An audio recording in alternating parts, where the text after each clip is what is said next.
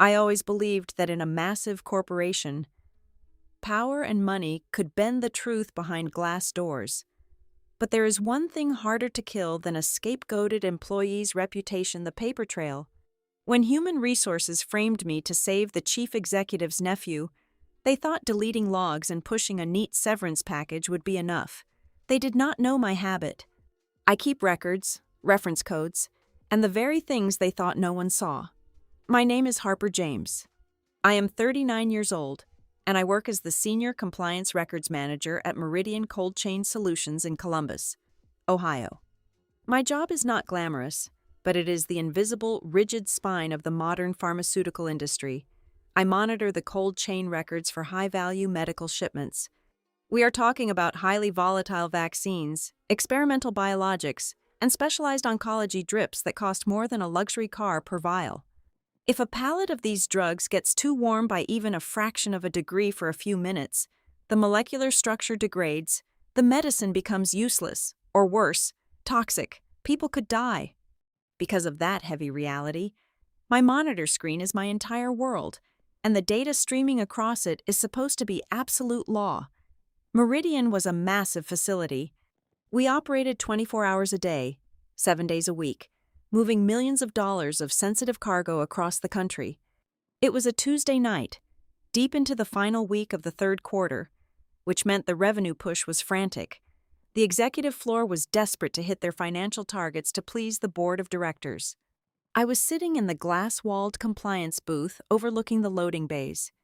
The deep, rhythmic hum of the massive industrial refrigeration units vibrated through the concrete floorboards, a constant reminder of the fragile climate we maintained. I was running my standard pre-departure data checks on Warehouse 4.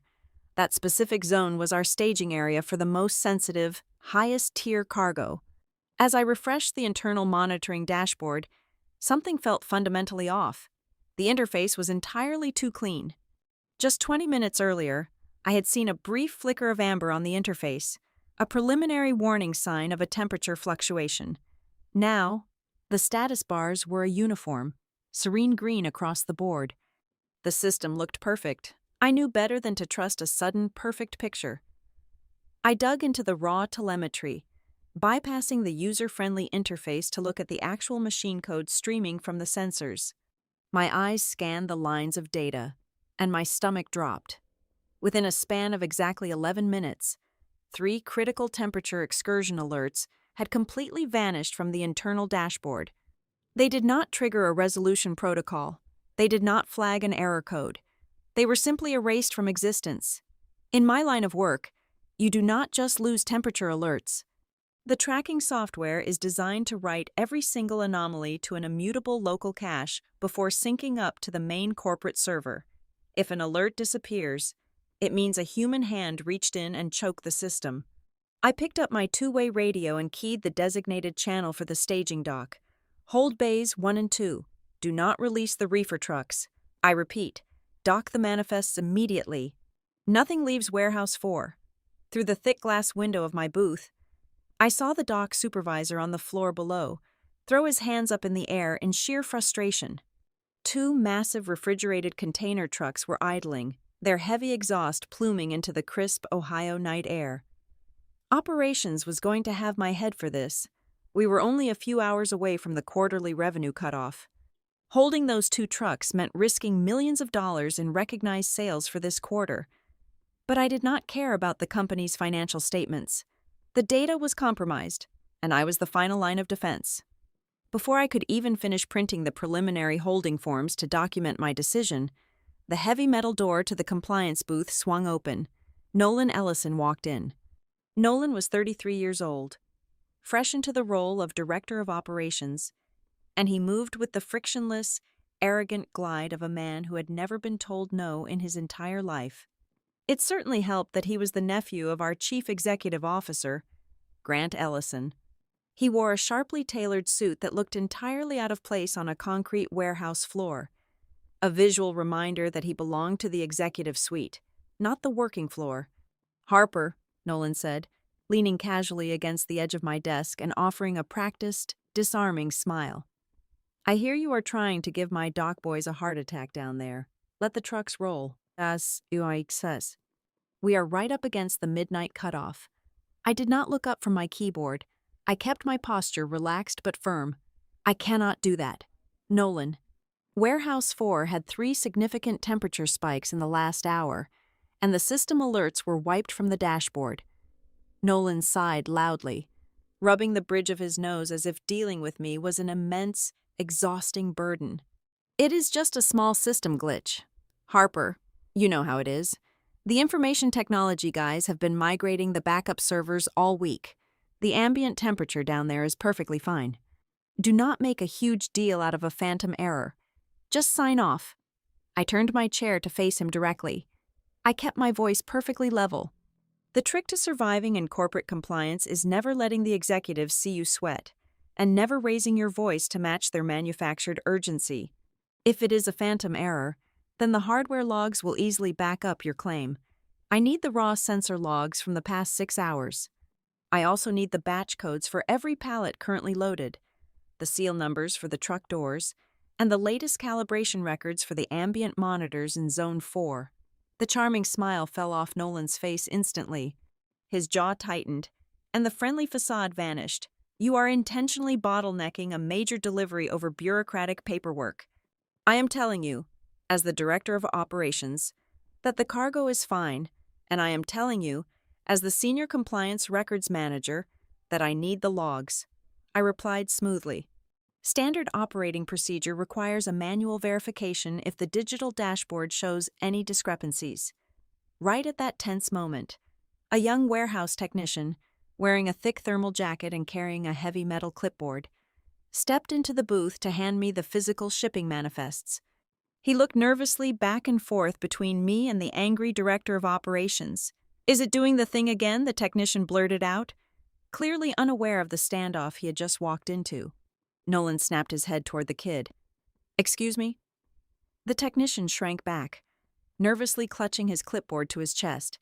"I just meant, the manual resets. This is the 3rd week in a row we had to do a manual reset on the Zone 4 sensors right before the shipping cutoff. I thought maintenance fixed the cooling units last month." The silence in the compliance booth became dense and suffocating. Nolan glared at the young technician with a look of pure, unadulterated venom. Then, he quickly smoothed his expression back into a mask of mild annoyance. "Thank you. That will be all. Get back to the floor immediately." The kid scurried out, completely oblivious to the fact that he had just handed me the equivalent of a loaded gun. I turned my attention back to the monitor and stared at the screen. The 3rd week in a row, right before the revenue cutoff, my mind raced through the complex digital architecture of our archiving system. If there were manual resets happening down on the floor, the internal exception reports should still automatically generate an audit trail. But they were gone. They were totally invisible. I quickly pulled up the hidden directory where the raw compliance metadata was temporarily housed before compression. I scanned the code. The exception logs had been modified. This was not a clumsy deletion by a tired, overworked warehouse employee.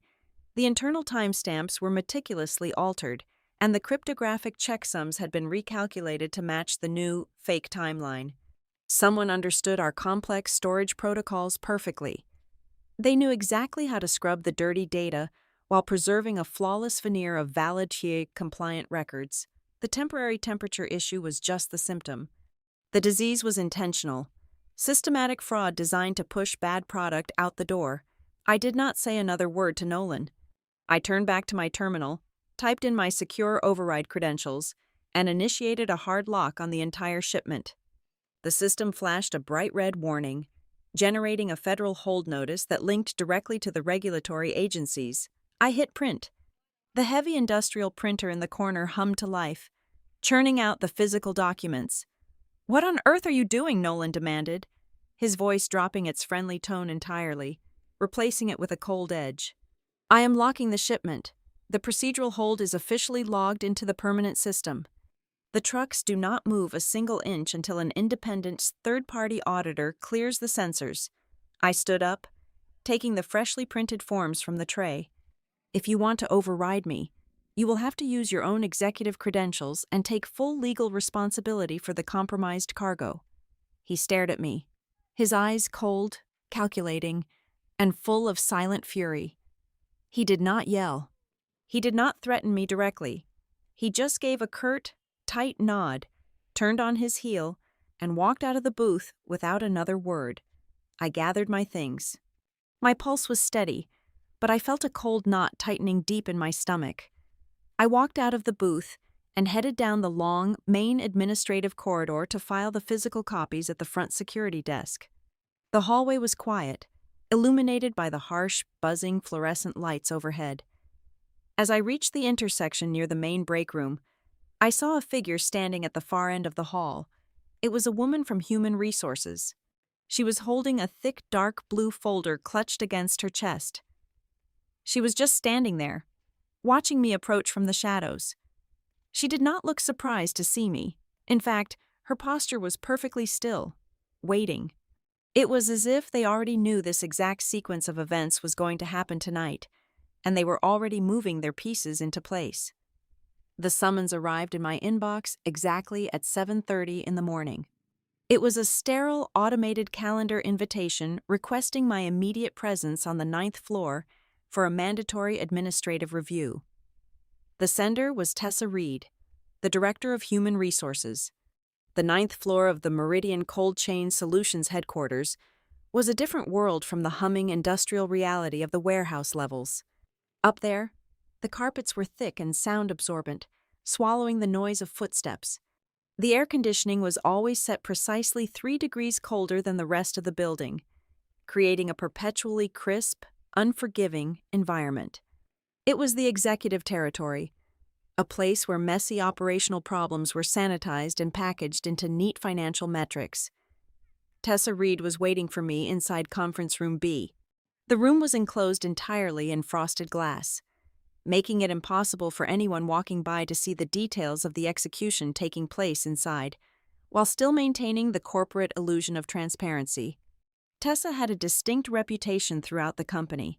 She was notorious for speaking in a voice so incredibly soft and gentle that you found yourself instinctively leaning across the table just to hear her.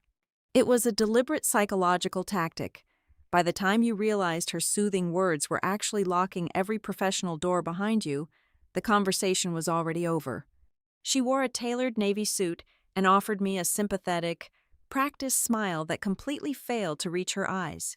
On the polished mahogany table directly in front of her sat a thick, meticulously organized manila folder. It was marked with a row of neon-colored sticky tabs. The staging was immaculate. "Harper, thank you for coming up so promptly," Tessa murmured, folding her hands neatly over the closed folder. "Please, take a seat. We need to have a very difficult conversation regarding the events of last night, and frankly, your overall professional trajectory here at Meridian." I pulled out the heavy leather chair and sat down, keeping my posture perfectly straight and my hands resting loosely in my lap. I did not speak. In a hostile human resources meeting, the first person to fill the silence usually loses ground. Tessa sighed, a faint sound of manufactured disappointment, and flipped open the folder. The first page was a printed executive summary. The bold, capitalized headings jumped off the crisp white paper.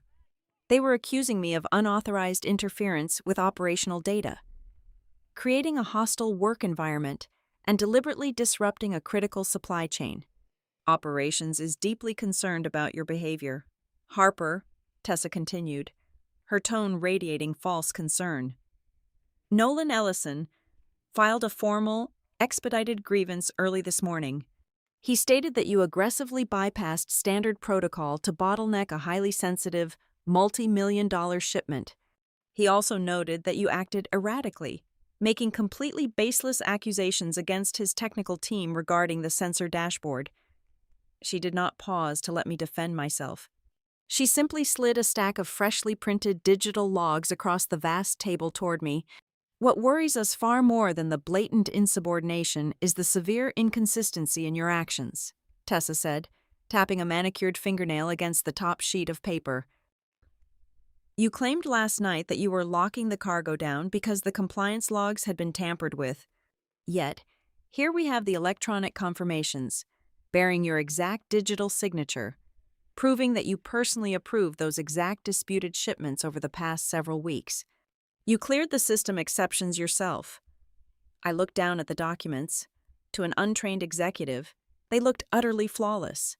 They featured the correct corporate letterhead, the standard structural margins, and my full name typed neatly at the bottom, alongside a complex cryptographic hash that represented my badge approval. They looked like undeniable proof of my own negligence, but they were not looking at an executive. They were looking at a compliance records manager. My brain was permanently wired to see the invisible architecture beneath the ink. I scanned the first page and found the primary structural flaw in less than 10 seconds. I kept my voice entirely devoid of emotion, matching the cold temperature of the room. "Tessa," I said, pointing at the regulatory citation listed under the justification clause. "The standard operating procedure you are citing here as the legal basis for these approvals is version 4.2. That specific procedural framework expired almost 1 year ago. The compliance department updated our entire system to version 5.0 last November. I would never, under any circumstances, authorize a Tier 1 cold chain release using an outdated procedural template. The system would automatically reject it." Tessa's sympathetic smile tightened by a fraction of a millimeter, but she maintained her soft gaze. Before she could attempt to pivot the conversation, my eyes caught the second, far more dangerous error. I pulled the third page from the stack and placed it dead center on the table. Furthermore, this specific authorization carries a timestamp of 2:13 in the morning on a Sunday. My keycard access records and building logs will clearly demonstrate that I have not set foot inside this facility on a weekend in over 8 months. My remote access security token is strictly geofenced and time-locked to my standard weekly shift hours. It is technologically impossible for me to have generated this signature. I leaned forward slightly, holding her gaze. "If you are presenting these as my official approvals, I require the back-end data. I want the revision codes for each individual file. I need the server synchronization logs, and I need the authentication keys that allegedly link these specific weekend timestamps to my Active Directory profile." Tessa did not blink. She did not look down at the glaring impossibilities I had just pointed out on the paper.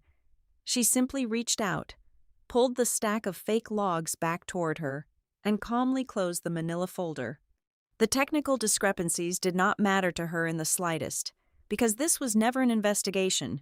She wasn't trying to find the truth. She was executing a predetermined script. "Harper," Tessa said, her voice dropping to a whisper of tragic empathy, seamlessly changing the entire direction of the meeting.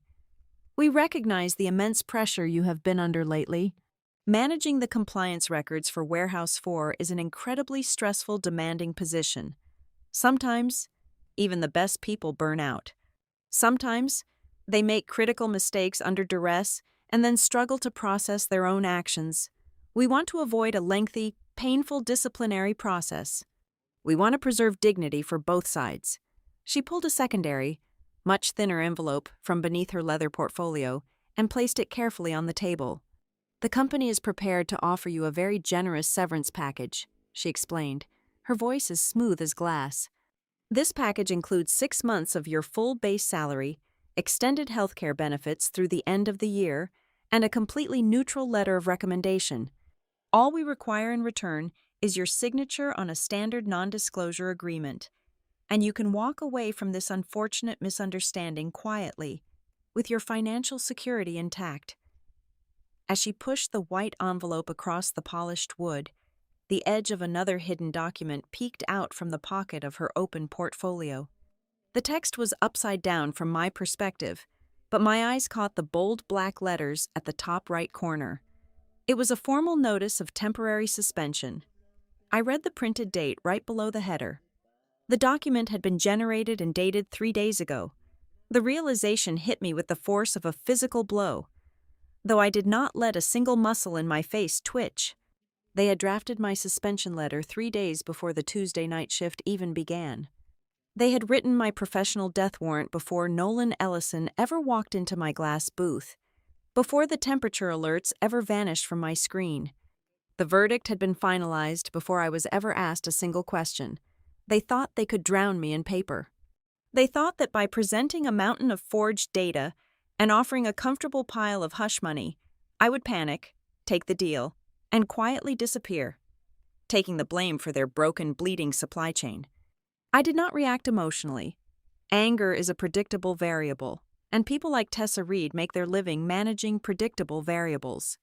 I simply reached out, picked up the white severance envelope, and placed it neatly back on top of her manila folder. I will not be signing a resignation, and I will not be signing a non-disclosure agreement today, I stated, my voice sharp and level. I am officially requesting certified copies of this entire file, including the suspension notice currently sitting inside your portfolio. I will sign the procedural receipt acknowledging that this meeting took place and that documents were presented to me, and I will do nothing more.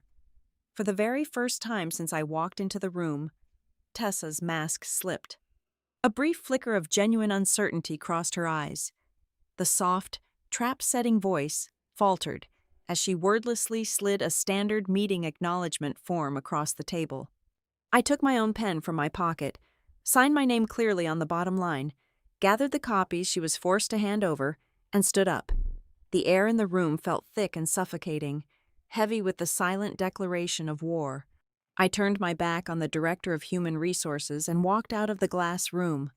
As I stepped into the waiting elevator and watched the metal doors slide shut, cutting off the view of the 9th floor, one thing became absolutely clear. This was a highly coordinated, premeditated framing. But they had made one fatal miscalculation. They assumed I was just a quiet employee who only managed the records they gave me. They did not know I kept my own. That evening, the silence of my apartment was the exact environment I needed. I pushed aside the centerpiece on my heavy oak dining table and began to unpack my canvas tote bag. Out came the physical copies Tessa had been forced to hand over during our meeting. Then came my own private arsenal printed work notes, physical confirmation emails I always blind copied to my secure offline drive, weekly meeting schedules, printed document codes, and the monthly archiving receipts. I spread them out across the wood, edge to edge, building a paper mosaic of the past 3 months. In the world of corporate compliance, paranoia is often disguised as thoroughness. Some of my former colleagues used to joke that my analog filing habits were archaic, borderline excessive for a modern digital era. They trusted the cloud servers. I trusted ink. After every single document lockdown cycle, I maintained a strict, unbreakable personal protocol. I would open a hardbound navy blue notebook that I privately referred to as the blue thread. In it, using a fine-point pen, I manually recorded the vital statistics of every finalized file, the specific document identification number, the exact revision code, the precise time of finalization down to the minute, and the name of the individual who requested the final change. The blue thread was my absolute anchor to reality. A digital server can be rewritten by anyone with high enough administrative privileges. But ink on bound paper, resting in my locked desk drawer at home, could not be hacked, altered, or deleted. I opened the blue thread flat on the table and placed Tessa's meticulously forged HR file right next to it. I began the cross-referencing process, moving line by line, column by column. The people who framed me were very good. I had to give them that. The documents they presented had the exact corporate font, the perfectly adjusted structural layout, and the flawless letterhead, but they lacked the obsessive attention to microscopic detail that defined my actual profession. I checked the first suspension-triggering document. My digital signature was there, authorizing a release for a compromised pallet. But when I looked at the alphanumeric string at the very bottom right corner, the illusion shattered entirely. The revision code belonged to a legacy template designed exclusively for ambient temperature storage in Warehouse 1. It was a form that had absolutely no data fields for active cold chain monitoring. I had never, not once in my entire tenure, applied that specific revision code to a shipment originating from Warehouse 4. Whoever forged the document had simply pulled my signature and slapped it onto the first generic release form they could find in the Active Directory, completely unaware of the strict zoning codes. I moved to the next layer of the trap, the timestamps. I pulled up my printed badge logs. which I had requested from the ground floor security guard under the guise of an audit verification weeks ago. I lined up the times my physical badge swiped into the Meridian building against the timestamps on the digital signatures Tessa claimed were mine. The pattern was glaringly obvious. Every single suspicious approval, every clearance of a critical temperature excursion, fell squarely into blocks of time where I was nowhere near the corporate campus. One signature was logged at 3:45 in the morning on a Saturday. Another was recorded at 11:30 at night on a Tuesday when I was officially on paid time off. My physical access card was miles away, resting in my purse, yet my digital ghost was apparently working overtime to push compromised pharmaceuticals out the door. My mind shifted from defensive verification to offensive construction. I needed to understand the scope of the rot. I dug into a thick stack of offline email backups. A few weeks prior, I had flagged a minor discrepancy in the handling times. I found the email thread where Nolan Ellison had replied to the entire logistics management team. His words were permanently etched in the hard copy. "We need to keep the supply chain moving. Do not overreact to short-term excursions. The product is more resilient than the conservative guidelines suggest." That single paragraph was a smoking gun of intent. It proved conclusively that the new director of operations was not only aware of the cooling issues in the staging bays, but was actively attempting to normalize them. He was creating a culture of negligence from the top down to protect his quarterly numbers. But Nolan was not a systems architect. He did not have the technical finesse to cryptographically alter compliance logs. Someone else was doing the digital cleanup. I turned my attention to the Access Registry logs I had pulled right before I locked the system down the previous night. I started mapping the erased temperature alerts against the system login locations. A distinct, rhythmic pulse emerged from the raw data. First, a temperature exception would occur in the warehouse. Then, usually within a window of 2 to 4 hours, the main database would register a modification. The critical piece of the puzzle was the origin of those modifications. Every single data alteration originated from an Internet Protocol address block assigned specifically to the executive suite on the 9th floor. I did not have the high-level security clearance to trace the address down to a specific terminal or a specific user. I did not need to. The overarching picture was completely clear. I was looking at a highly coordinated, multi-week operation. The operations floor was pushing compromised products to meet revenue targets, and someone on the executive level was silently reaching into the servers to erase the evidence, using my login credentials as a convenient, disposable shield. When the cooling issues became too frequent to hide, or when an external audit loomed too close, they needed a fall guy. They chose the compliance manager. At that moment, the temptation to pick up my phone was incredibly strong. I had friends in the quality assurance department. I had reliable contacts in regional shipping who might know something, but I forced my hand away from the device. Meridian's internal communication networks, their phones, their messaging clients, all of it belonged to the same compromised system that was currently framing me. Trusting anyone inside that building was a tactical error I could not afford to make. Instead, I cleared a large section of the living room wall. I took a roll of blue painter's tape and a stack of blank index cards. I began to construct a physical timeline, left to right, dates, times, locations, individuals. I pinned the forged documents next to the corresponding entries from the blue thread. I marked the executive Internet Protocol pings with a thick red marker. I stepped back and looked at the wall. The chaos and shock of the morning had crystallized into a sharp, undeniable sequence of corporate fraud. I was entirely alone, locked out of my own data, and facing the combined weight of the executive board and human resources. But as I looked at my handwritten ledger and the strings connecting the lies, a cold, steady calm washed over me. They thought they had buried me under a mountain of digital fabrications. They thought the truth was whatever they typed into the system. They did not realize I had the one thing that could not be deleted, altered, or silenced. The records do not know how to lie, and I was going to make the executives read every single word they tried to erase. The next morning, I did not log into the corporate portal. I picked up my personal phone and called Sabrina Vale. Sabrina was a partner at a downtown litigation firm. a woman who had built a formidable career shielding whistleblowers from the crushing weight of corporate retaliation.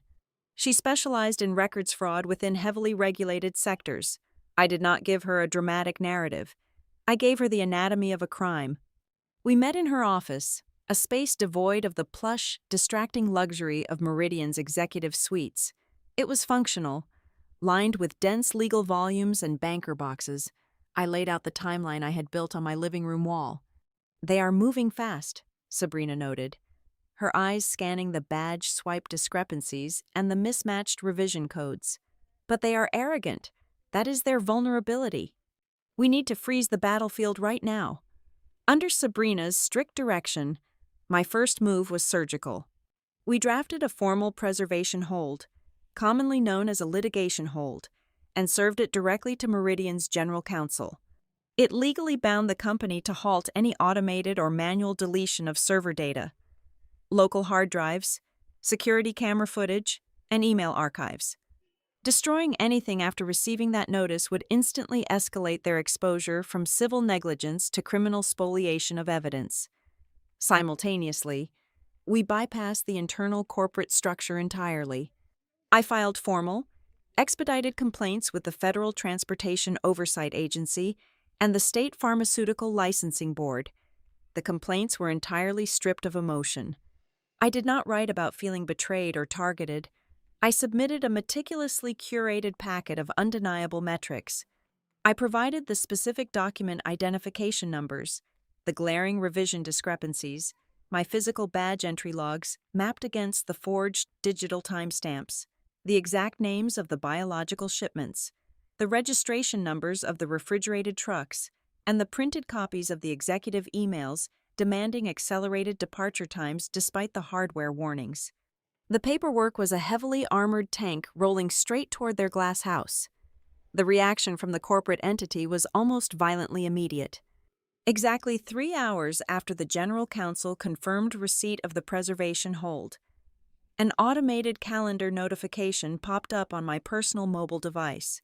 It was an urgent directive from the Information Technology Department. The subject line read, "Mandatory hardware recall for routine security maintenance." I was instructed to surrender my company-issued laptop to the ground floor technical support desk by 2 o'clock that afternoon. The timing was so transparent, it was almost insulting. They needed to scrub the local machine before external regulators could secure a warrant to clone it. I walked into the lobby precisely at 1:55 in the afternoon. The main technical support desk was usually chaotic, but today it was strangely quiet. A young technician named Owen Pike was waiting for me. He looked nervous, his eyes darting toward the security cameras mounted in the corners of the ceiling. I placed the silver laptop on the counter. I did not say a word. Owen pulled a barcode scanner from his belt and logged the serial number. As he leaned in to attach the diagnostic cable, he dropped his voice to a barely audible whisper, ensuring his mouth was shielded from the overhead camera angle by the open screen.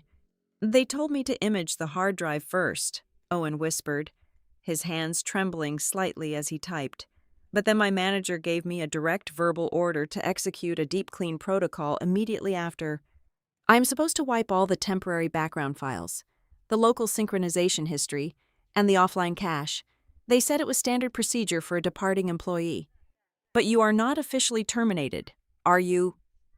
My heart hammered against my ribs, but my face remained perfectly impassive. The system was trying to eat its own tracks. "Thank you, Owen," I said softly. I placed my hands flat on the counter. "I need you to generate a comprehensive, itemized chain of custody receipt. I want the exact time of surrender printed. I want the current battery level, the physical condition of the casing, and a written confirmation that the machine was functional at the exact moment I handed it over to you. I will not leave this desk until I have a physical copy signed by you." Owen nodded quickly, clearly relieved to have a strict procedural instruction to follow. He printed the receipt, signed it, and handed it to me.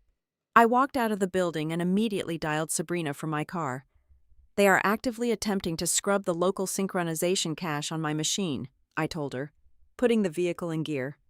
I have a witness in the technology department who just confirmed a verbal order to destroy temporary files under the guise of routine maintenance.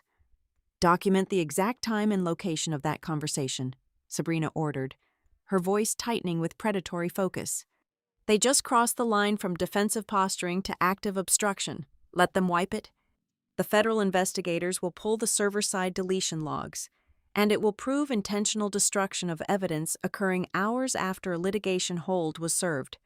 They are handing us the rope. The evening settled in, heavy and thick with the impending storm. At 8:15 that night, my personal phone rang. The screen displayed a blocked caller identification. I let it ring 3 times before I answered, hitting the record button on a secondary digital audio device sitting on my coffee table.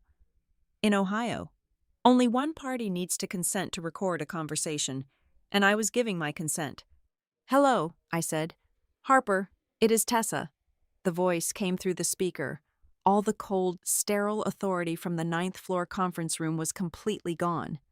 Her voice was remarkably soft, carrying a manufactured warmth that set my teeth on edge. It was the voice of a negotiator who realized they were holding a losing hand. "I am calling outside of official channels because I really want to help you," Tessa murmured. "I spoke with the executive board this afternoon.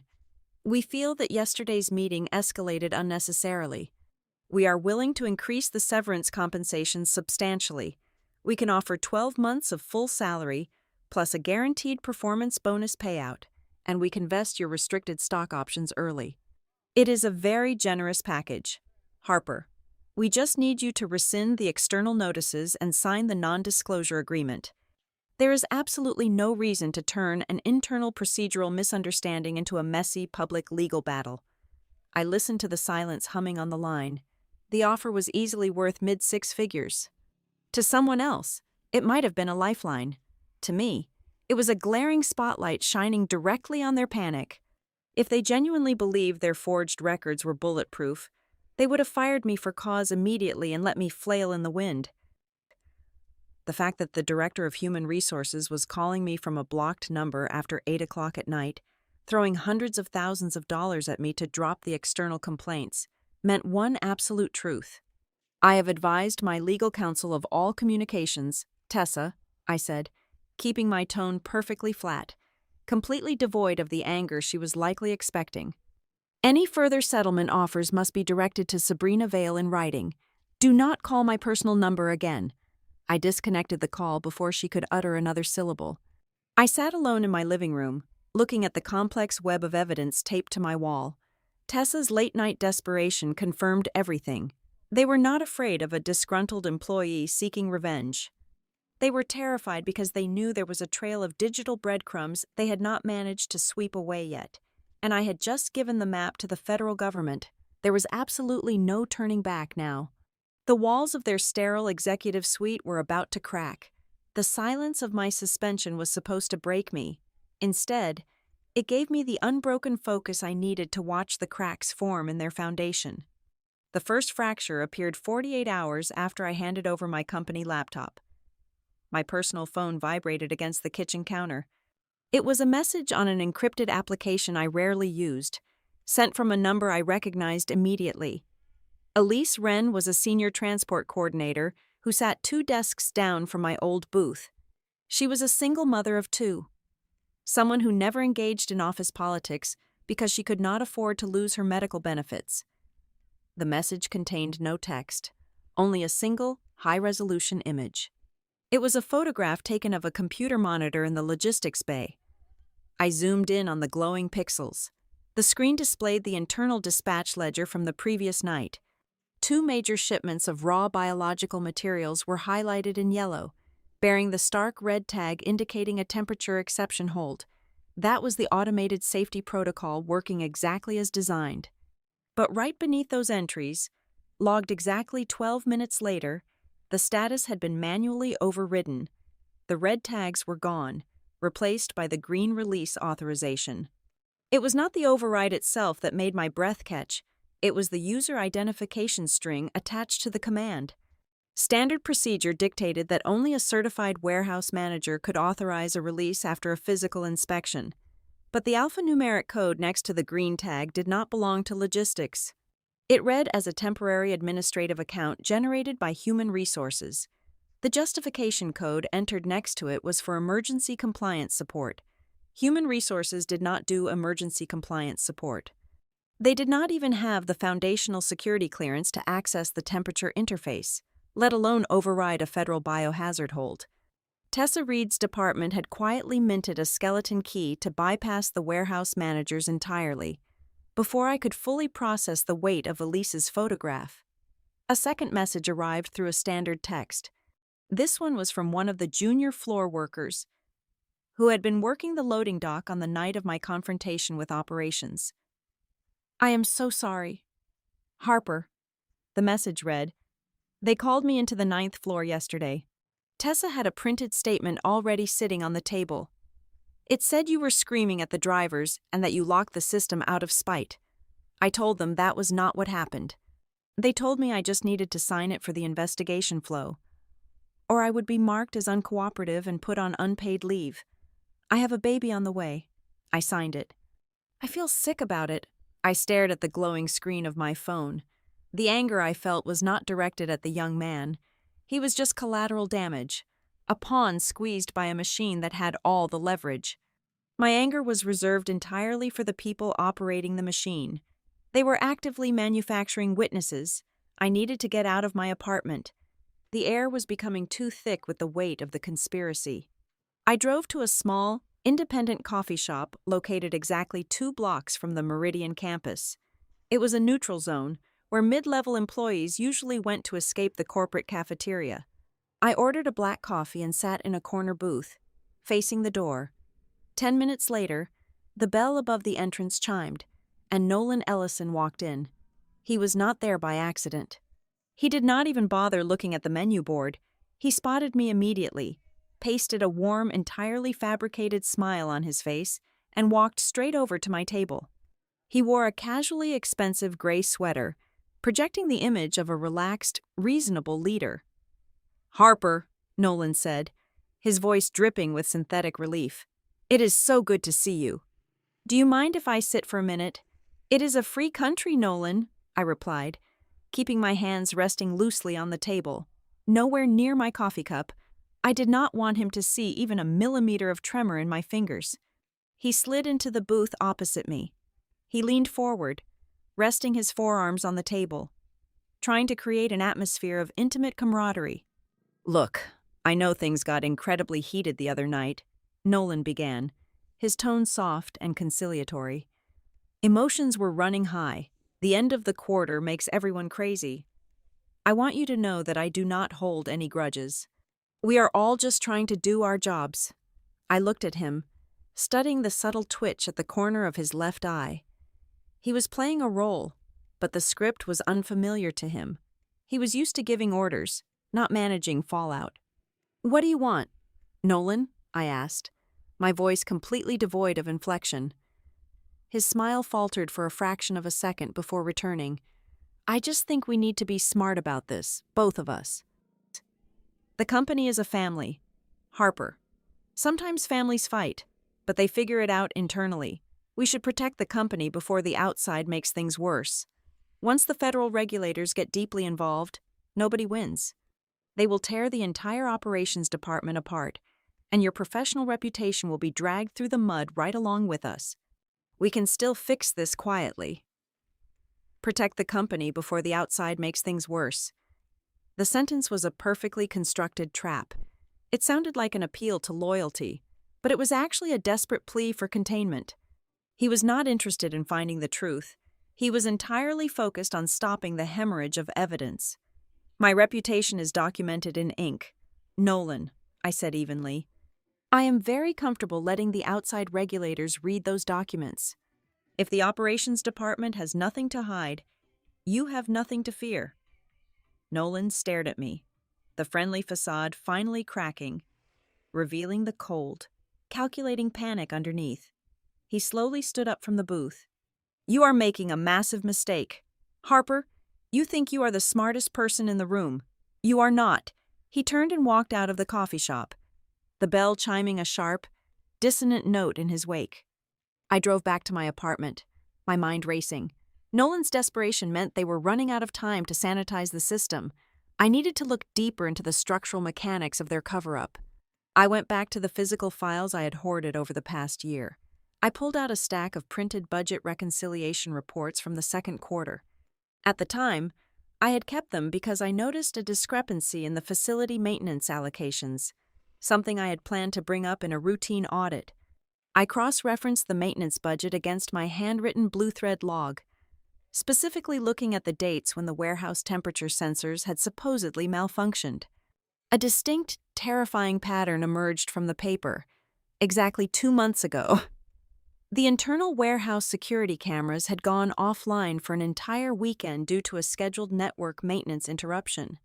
It was the exact same weekend my forged digital signature had been used to release a compromised shipment of high-tier oncology medications. But that was not the anomaly. The anomaly was the emergency payment processed the very next morning. The company had issued an expedited, high-priority wire transfer to a vendor listed as North Vantage Consulting. The invoice description read, as optimization services for cold chain environmental controls. The payment was for a staggering $85,000. I opened my personal laptop and accessed the State Business Registry database. I typed in the name of the consulting firm. The search results loaded instantly. North Vantage Consulting was a registered limited liability company, formed only 8 months prior, but it was the registered business address that made my blood run cold.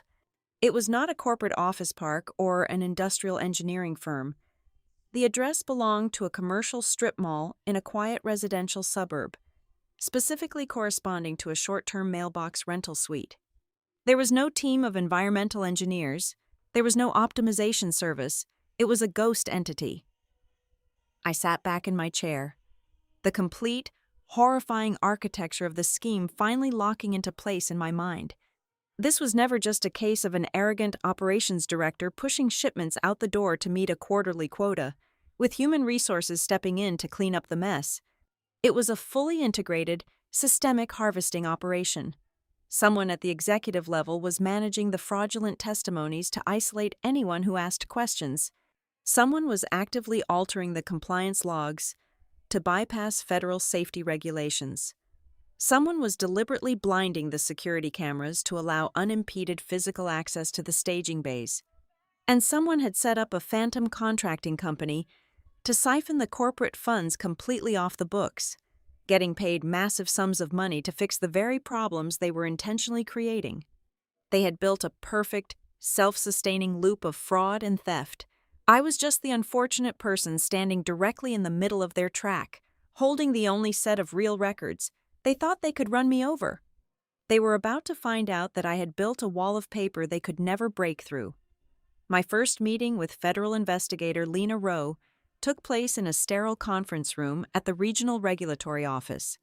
I did not sit down and tell her a tragic story about a wronged employee. Tears and frustration hold absolutely no weight in a federal inquiry. Instead, I walked up to the large whiteboard spanning the far wall and began to draw a schematic. I mapped out the timeline of events, the specific documents involved, the logged user access points, the unauthorized data modifications, and the severe legal liabilities attached to each compromised pharmaceutical shipment. Lena Rowe sat quietly, her sharp eyes tracking my every movement. I opened my tote bag and produced the physical backbone of my argument. I explained the concept of the blue thread. I detailed how, for months, I had maintained a personal, analog ledger. I recorded every document identification number, the exact revision path, and the cryptographic checksum receipts for every finalized file.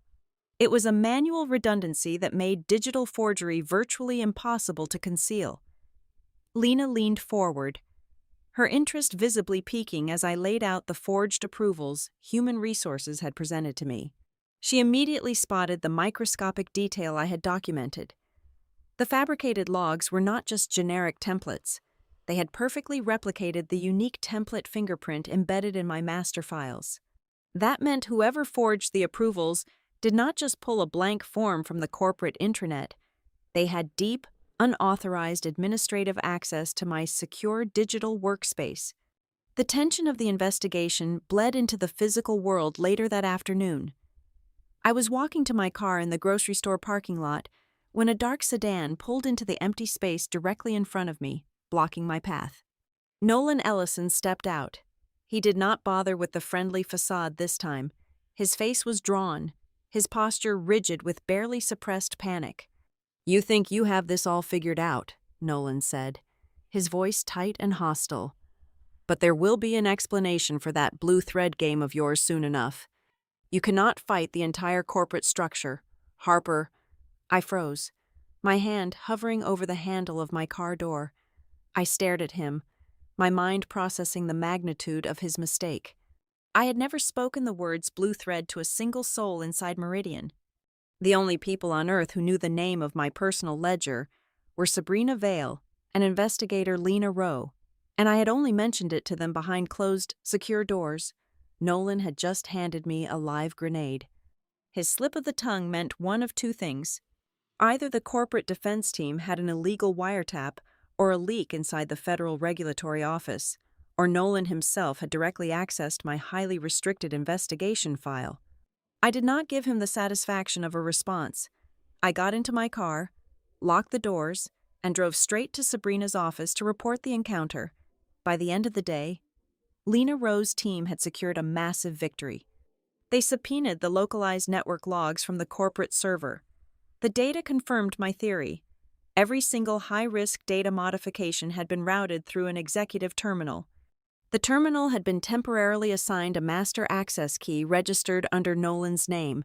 The digital fingerprints were all over the weapon. However, Lena refused to close the net just yet. She called me that evening to explain her hesitation. Nolan was arrogant, but he was not the system architect. Lena suspected a much larger gear turning behind the scenes. Someone with immense influence had to authorize the structural changes that turned the Human Resources Department from a standard administrative body into an active, weaponized shield for the operations team. The corporate response shifted gears entirely the following Monday. The board of directors abruptly announced the formation of an independent review committee. It took me exactly 5 minutes of reading their mandate to realize the entire committee was a meticulously designed sham. Their investigative scope was intentionally narrow, designed specifically to gather all the blame and drop it squarely onto the shoulders of a few mid-level logistics managers, completely insulating the executive suite from any real accountability. Then, the ultimate architect stepped out of the shadows. Chief Executive Officer Grant Ellison requested a private, off-the-record meeting. We met in a neutral, upscale hotel suite downtown. Grant did not yell. He did not threaten me. He operated with the smooth, terrifying calm of a man who believed every problem in the world had a price tag. He slid a single piece of heavy cardstock across the glass table. It was a comprehensive settlement offer. He proposed to entirely erase my disciplinary record, provide 2 full years of back pay and severance, and draft a glowing letter of recommendation signed by the board itself. The only condition was that I immediately withdraw my federal complaints and sign an ironclad non-disclosure agreement. "This is how the game is played, Harper," Sabrina told me later, reviewing the document in her office. "It is a classic containment strategy. When they realize they cannot destroy the evidence, they try to buy the silence to prevent a public record. It means we are hitting bone." The very next day, a completely unexpected variable blew their containment strategy wide open. Sabrina received a leaked inquiry from the primary cargo insurance underwriter. The insurance company was demanding a formal explanation for a massive, uncharacteristic spike in product replacement claims. These claims spiked precisely during the exact same financial quarter where Nolan had been heavily promoting his flawless, high-volume delivery metrics. The implication was staggering. Meridian had not just been shipping compromised drugs and hoping for the best. They had actively pushed the high-risk cargo out the door to artificially inflate their recognized revenue for the quarter. Then, they quietly filed insurance claims to replace the damaged goods after the fact, effectively using my compliance department as a smokescreen to maintain a fraudulent financial surface. The walls began to close in, and the rats immediately started looking for a way off the ship. Tessa Reed called Sabrina's office directly. Her soft, manipulative tone was entirely gone, replaced by frantic backpedaling. She officially blamed the entire suspension on a rushed internal investigation, subtly implying that operations had forced her hand. I knew exactly what she was doing. Human Resources was preparing to sever ties with Nolan to save their own careers. Simultaneously, a senior board member named Victor Sloan began aggressively pushing the review committee to conclude their findings by the end of the week. Victor's sudden, desperate urgency struck me as highly suspicious. I dug into his background and found a deep, decades-long financial tie to the Ellison family estate. He was not protecting the company. He was protecting Grant. I sat in Sabrina's office, looking at the shifting board. The corporate machine was terrified, but instead of surrendering, they were simply rearranging the pieces. They were sharpening their knives, fully prepared to sacrifice the small players to ensure the kings remained completely untouchable. The forensic accounting results came back on a Tuesday afternoon. Sabrina spread the dense financial flowcharts across her heavy mahogany desk. We were no longer looking at a simple case of a fragile supply chain being mismanaged by an arrogant director. We were looking at a highly sophisticated financial artery designed to bleed the company from the inside out. The federal investigators had subpoenaed the banking records for North Vantage Consulting. The entity was an absolute ghost. They owned 0 refrigerated trucks. They employed 0 environmental engineers. They did not even maintain an active commercial utility account. Their entire corporate existence consisted of a registered agent and a commercial bank account located in a strip mall. Yet, over the past 9 months, Meridian had paid them nearly $750,000. Every single invoice from North Vantage was categorized under the exact same vague billing code, Emergency Temperature Remediation Services. "Look at the routing numbers," Sabrina instructed, tracing a red pen along the printed flowchart. "The money does not stay with North Vantage. Within 48 hours of Meridian paying the invoice, exactly 80% of those funds are wired out to 2 intermediary holding companies registered in Delaware." I followed the red line across the paper. "And where do the holding companies send it?" "Back to Meridian," Sabrina said softly, leaning back in her leather chair. "Specifically, it gets routed directly into the executive bonus pool for the operations department, coded as an internal performance consulting dividend." The sheer audacity of the architecture took my breath away. It was a perfectly enclosed loop of dirty money. The operations team was not just carelessly allowing the temperature sensors to fail to meet their volume quotas. They were intentionally letting the systems crash. When the alarms triggered, they hired their own phantom contractor to allegedly fix the problem. Meridian paid the massive, inflated invoices. The money washed through the Delaware shell companies, and then landed right back in Nolan's pocket as a performance bonus for keeping the supply chain moving during a manufactured crisis. They were weaponizing the compliance failures to fund their own executive bonuses. At that exact moment, the final piece of their targeting strategy clicked into place in my mind.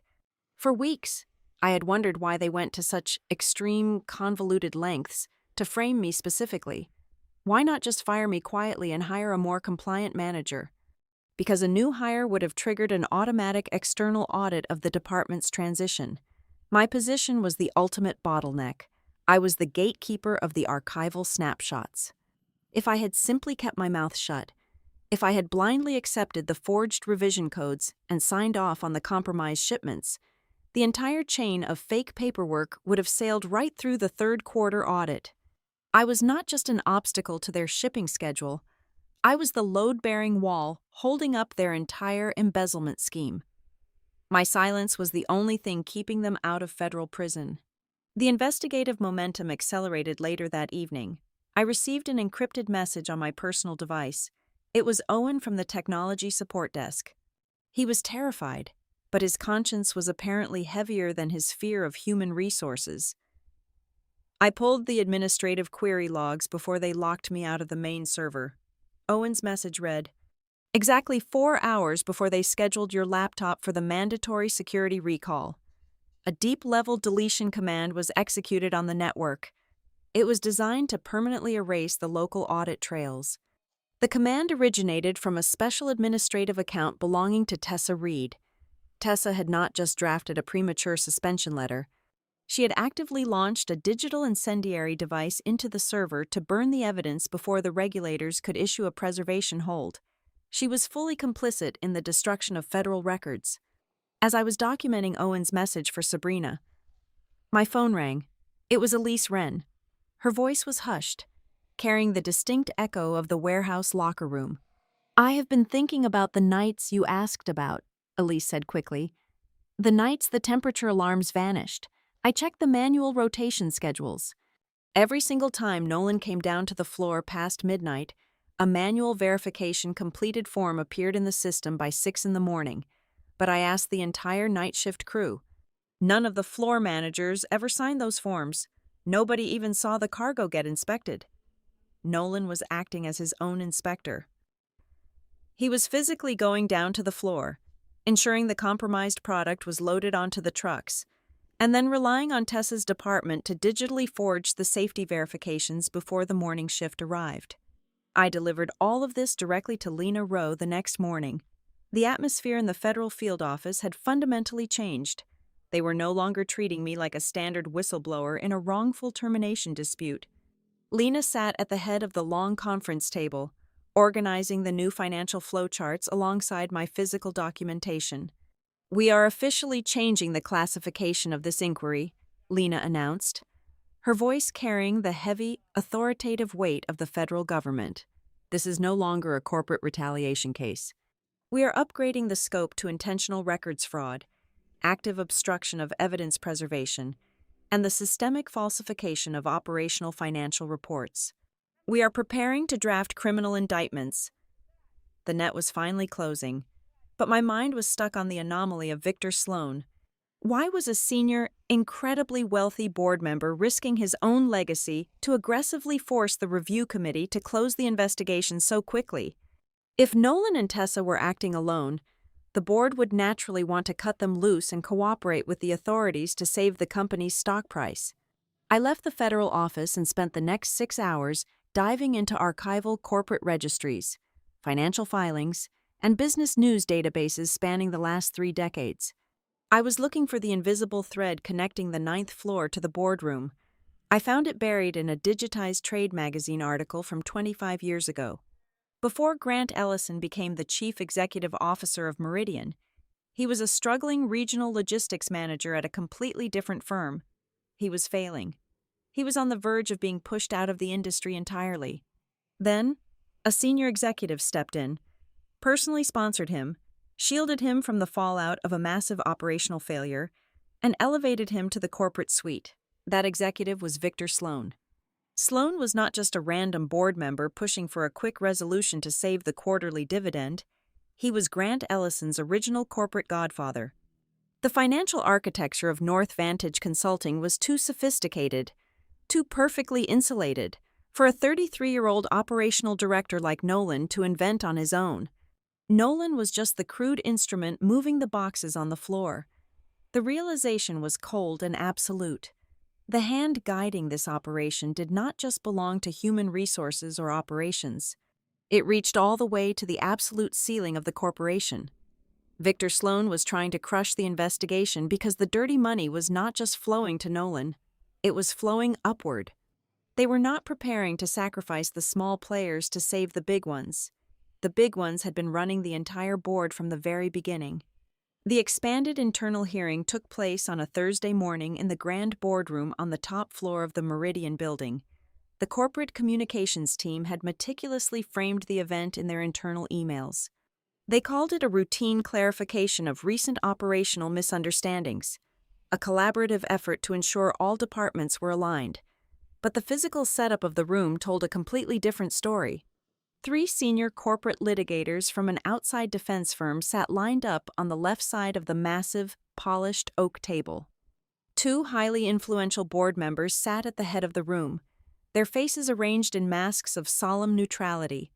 In the far back corner, intentionally separated from the corporate structure, sat federal investigator Lena Rowe, observing everything in total silence. I sat on the right side of the table, with my attorney Sabrina Vale right beside me. The air conditioning was running high, making the massive room feel like a meat locker. The company struck first, and they struck with the absolute heaviest weapon in their legal arsenal. Their lead counsel, a man named Marcus Thorne, did not begin by addressing the temperature logs or the missing sensor data. He went straight for my character. "The executive board takes compliance incredibly seriously," Thorne began, his voice projecting easily across the vast room. "However, after a thorough preliminary review, we have uncovered a deeply troubling pattern of behavior from Ms. James. The evidence suggests that we are not dealing with a legitimate whistleblower. We are dealing with a deeply distressed employee who recently faced a severe negative performance evaluation." He paused, letting the accusation hang in the cold air. "Upon realizing her employment was in jeopardy, Ms. James initiated a massive, unauthorized download of confidential proprietary data." Thorne continued, sliding a thick stack of printed network access logs across the table. "She systematically copied thousands of internal files to a personal, unsecured drive. She then weaponized this stolen data to fabricate a wild conspiracy theory, a desperate act of retaliation designed to punish the operations team for her own professional shortcomings." My heart hammered against my ribs, but I forced my breathing to remain slow and even. It was a brilliant, vicious narrative. If they could convince the room that I was simply a bitter, failing employee out for revenge, the actual data I held would be tainted forever. Before I could respond, Thorne delivered the gut punch. "We also have a sworn affidavit from an anonymous colleague within the compliance division," Thorne stated, holding up a single, notarized sheet of paper.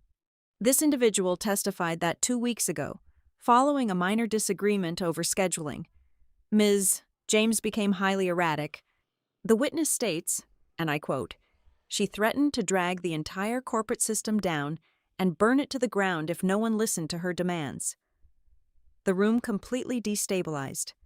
The two board members shifted uncomfortably in their high-backed leather chairs, exchanging alarmed glances. Even Lena Rowe raised an eyebrow, her pen pausing over her notepad. The psychological pressure in the room was immense, designed to crush me into an emotional outburst that would only validate their anonymous witness. I did not raise my voice. I did not glare at the lawyer. I simply unclasped my leather portfolio and pulled out 3 sheets of paper. "I respectfully request that the board review my actual, documented employment history, rather than the fictionalized version, Mr. Thorne just presented," I said, my voice perfectly level and devoid of any emotional tremor. I slid the first document across the polished oak. "This is my official quarterly performance evaluation, finalized exactly 1 month ago by the Director of Human Resources. My overall rating is a perfect 5 out of 5. In the section regarding departmental collaboration, I am marked as exceeding expectations." I slid the second document forward. "This is an internal memorandum from Nolan Ellison, sent directly to my inbox exactly 6 weeks ago. In it, he specifically praises my uncompromising dedication to compliance, noting that my rigorous filing system saved the company hundreds of thousands of dollars during the last state inspection." Why would the Director of Operations send a glowing commendation to an employee who was allegedly failing and acting erratically? Thorne's jaw tightened. He tried to interrupt, but Sabrina raised her hand sharply, cutting him off. "And finally," I said, placing the third document in the center of the table, "this is the system architecture protocol for the compliance department. It explicitly mandates that the senior records manager must create localized, encrypted backups of all finalized reports at the end of every operational month. I did not steal confidential data. I executed my legally mandated job description to the absolute letter. The only people breaking protocol are the ones trying to erase those backups." The narrative of the disgruntled, failing employee shattered right there on the table. But we were not done. Sabrina signaled the administrative assistant waiting by the heavy double doors. Owen Pike walked into the boardroom. The young technology support worker looked pale, his hands trembling slightly as he took a seat at the end of the table. He was terrified of the executive staring him down, but he had reached his breaking point. "Mr. Pike," Sabrina said gently, "could you please tell the board exactly what you were ordered to do when Ms. James surrendered her laptop?" Owen swallowed hard, avoiding the glaring eyes of the corporate litigators. "I was instructed to create a standard digital image of the hard drive, but immediately after that, my direct supervisor gave me a verbal order to execute a localized wipe command. I was told to permanently delete all temporary files, the synchronization history, and the audit logs from the device." "Did your supervisor explain why this was necessary?" Sabrina asked. "He told me the directive came straight from the 9th floor," Owen answered, his voice gaining a fraction of confidence. "He said human resources needed the machine completely sanitized before the end of the day." A heavy, suffocating silence fell over the room. Before the defense lawyers could attempt to cross-examine the frightened technician, Elise Wren was called into the room. The senior transport coordinator sat down, her posture rigid. She did not look at the board members. She looked directly at me. "Ms. Wren," Sabrina prompted, "can you explain the verification process you experienced regarding the warehouse temperature logs?" "There was no verification process," Elise stated flatly. "When the alarms went off, we were told to stand down. The next morning, Human Resources would email us pre-written confirmation statements. The documents stated that we had personally inspected the cargo and found it safe." "Did you inspect the cargo?" Sabrina asked. "No," Elise replied. "And we were never allowed to see the raw sensor logs. We were simply told that if we did not sign the statements exactly as they were written, we would be severely disciplined for delaying the supply chain. We were forced to validate a process we were entirely blind to." I looked across the table. We had a technology employee testifying to the deliberate destruction of evidence, and a logistics coordinator testifying to the systemic manufacturing of false safety records. It felt like an overwhelming, undeniable victory. I watched Marcus Thorne, expecting the lead litigator to finally concede the position. Instead, Thorne casually straightened his tie, picked up his pen, and executed a masterful, terrifying pivot.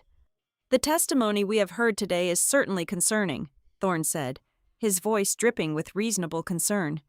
"It is painfully clear that the internal procedures between human resources, operations, and technical support are chaotic, poorly managed, and highly disorganized. Meridian clearly suffers from a tragic breakdown in interdepartmental communication." He looked directly at Lena Rowe, ensuring the federal investigator heard his next words perfectly. "However, disorganized procedures do not equate to a criminal conspiracy," Thorne argued smoothly. "An overzealous human resources manager sending aggressive emails, or a confused technology supervisor misinterpreting a routine maintenance protocol, simply proves that our middle management needs better training. Ms. James has presented a compelling picture of a messy corporate environment, but she has provided absolutely zero proof of a targeted, malicious plot engineered by anyone in the executive suite.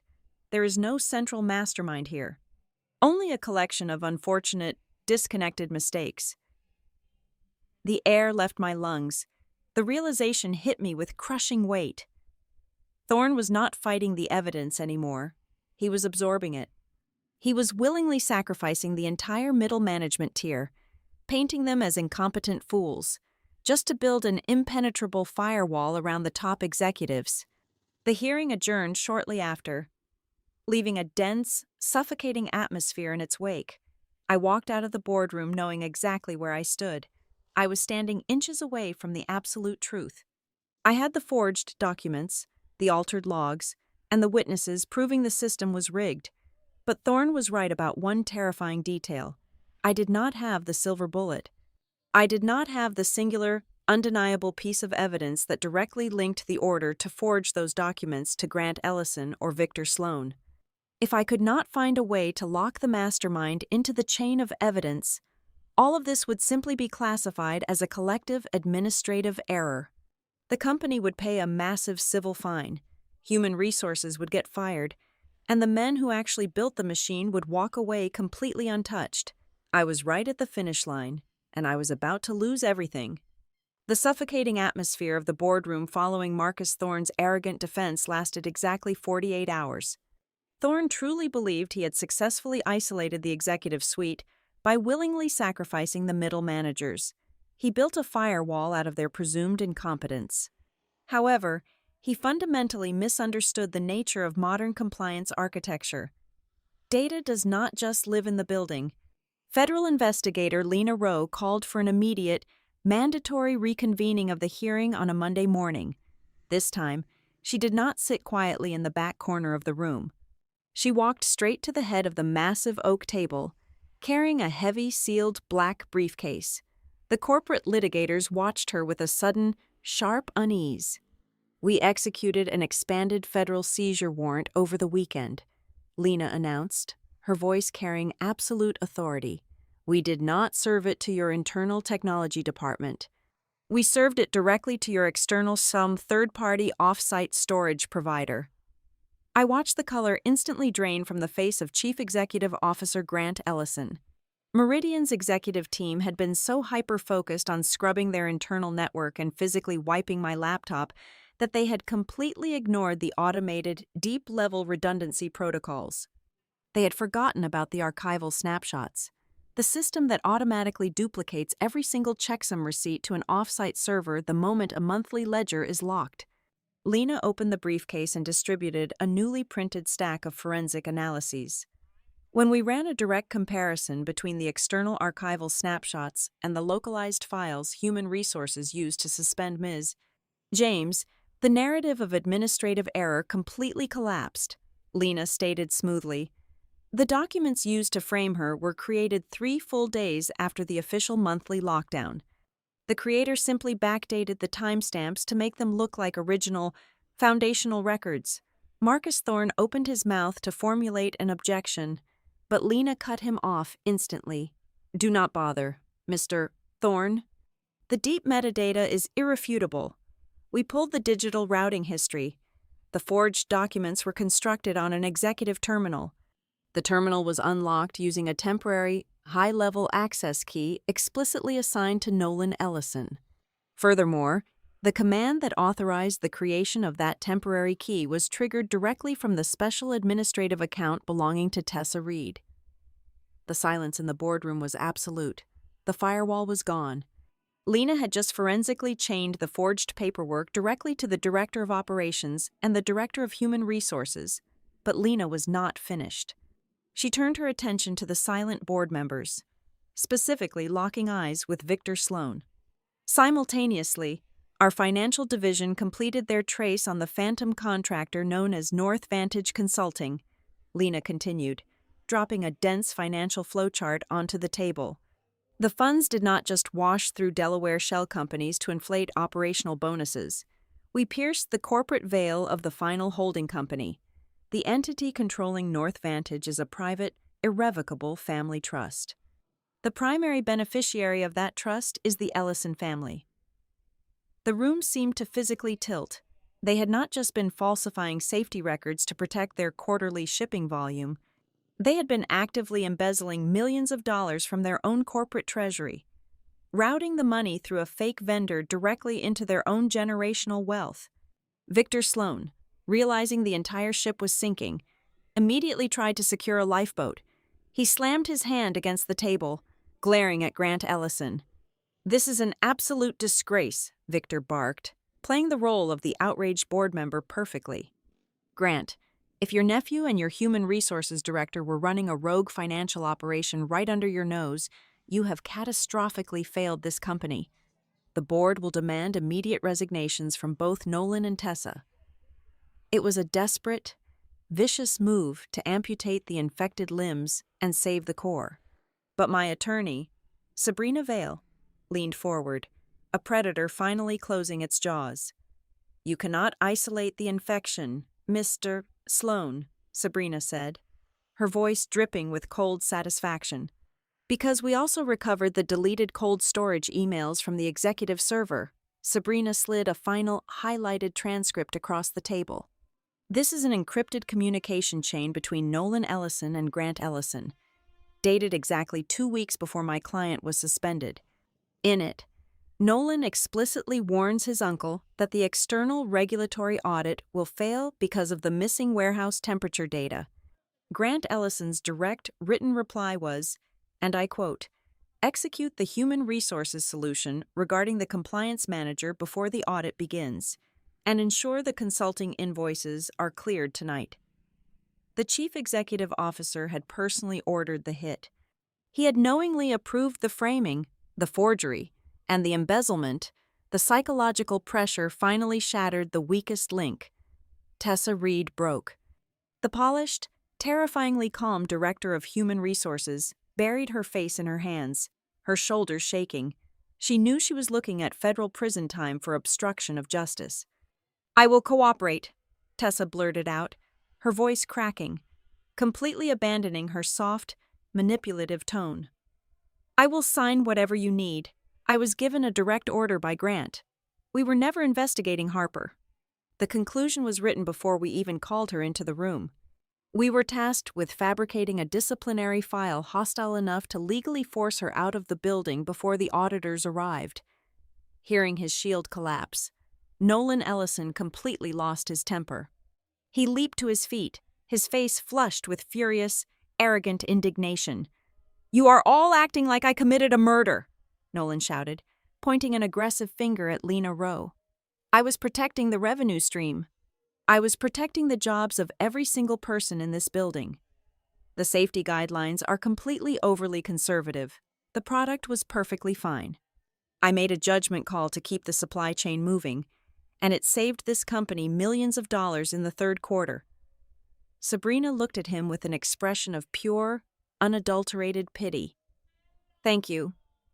Nolan, you just officially confessed, on the record and in front of a federal investigator, to knowingly overriding critical medical compliance standards for the sake of quarterly financial profit."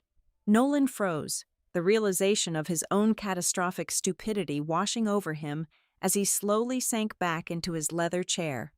The battle was over. The execution was absolute. By the end of the week, the fallout was apocalyptic. I was fully and publicly exonerated. My temporary suspension was officially expunged from the corporate database, replaced by a permanent, highly detailed federal exoneration decree. Grant Ellison, Nolan Ellison, Tessa Reed, and Victor Sloan were all forcibly removed from their positions, escorted out of the glass lobby by federal agents, facing a mountain of criminal indictments for fraud, embezzlement, and evidence tampering. The entire corrupt architecture they had built collapsed in a spectacular, deeply public humiliation that wiped out massive percentages of their personal net worth. The surviving members of the board of directors, desperate to stabilize the company's plummeting public image, formally requested a meeting with me. They offered me my old job back, complete with a massive, retroactive salary increase and a profound public apology. I sat across from the new interim executive team, looking at their desperate, pleading faces. "I will not accept the position of Senior Compliance Records Manager," I told them flatly. Panic flashed across their eyes. They needed me to return to prove to the federal regulators that the company had reformed. "I will, however, accept a newly created position," I continued. "I will return as the independent director of records and compliance. I will possess unilateral, unchallengeable authority to initiate preservation holds on any department. I will have an ironclad, contractually guaranteed budget to protect whistleblowers from internal retaliation. And I will no longer report to the Operations Department or Human Resources. I report exclusively and directly to the External Audit Committee." They did not hesitate for a single second. They drafted the contract right there in the room. The story of my return did not end with a massive celebration or a triumphant speech. It ended quietly, exactly where it began. Late on a Friday evening, I walked down the metal stairs onto the concrete floor of Warehouse 4. The heavy, rhythmic hum of the massive industrial refrigeration units vibrated through my shoes. The ambient temperature was perfectly stabilized. I walked into the glass-walled compliance booth. The space had been deeply cleaned, the old hardware ripped out and replaced.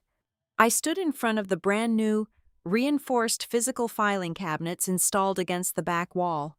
I reached out and ran my hand along the cool metal surface of the top drawer. For months, the executives on the highest floors believed that their power, their titles, and their money allowed them to write their own version of the truth. They thought reality was whatever they typed into a computer screen. They were wrong. As I opened the drawer and placed a brand new, empty, hardbound navy blue notebook inside, I understood the absolute power of what I did for a living. They thought they could erase the truth, right up until the exact moment the records I kept forced them to sit down and read exactly what they had done. Thank you all so much for listening to this story. Please leave a comment down below letting me know where in the world you are tuning in from so we can interact and share our thoughts. Do not forget to subscribe to the Boss Revenge Stories channel, like the video, and support us further by hitting the hype button so this story can be heard by even more people.